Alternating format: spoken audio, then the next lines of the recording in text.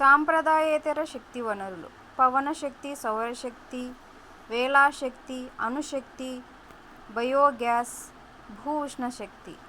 పవనశక్తి అనుకూలతలు: కాలుష్య రహితం, ఒకసారి ఏర్పాటు చేసుకుంటే తక్కువ ఖర్చుతో విద్యుత్ ఉత్పత్తి, సురక్షితమైనది, శుభ్రమైనది. ప్రతికూలతలు: శబ్ద కాలుష్యం, గాలిమరల ఏర్పాటు ఎక్కువ ఖర్చుతో కూడుకున్నది, రేడియో, టీవీ ప్రసారాలకు అంతరాయం కలిగిస్తాయి, పక్షులకు హానికరం. సౌరశక్తి అనుకూలతలు: తరగనిది, కాలుష్యరహితం. ప్రతికూలతలు: ఖరీదైనది, వ్యాప్తి ఎక్కువ, వృధా ఎక్కువ. వేలాశక్తి అనుకూలతలు: కాలుష్యరహితం, తరిగిపోనిది. ప్రతికూలతలు: వన్యప్రాణుల నివాసాలను నాశనం చేస్తుంది, ఉపయోగించుకోవడం కష్టం. అణుశక్తి అనుకూలతలు: పెద్ద మొత్తంలో శక్తిని విడుదల చేస్తుంది. ప్రతికూలతలు: రేడియో ధార్మిక వ్యర్థాలను విడుదల చేస్తుంది, ఖరీదైనది.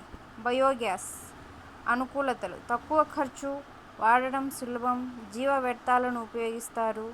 ప్రతికూలతలు: హరితగృహ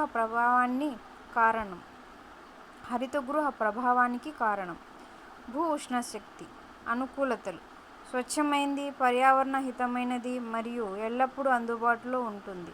ప్రతికూలతలు: నగరాలకు దూరంగా ఉండడం మరియు రవాణా చేయడం చాలా ఖర్చుతో కూడుకున్నది.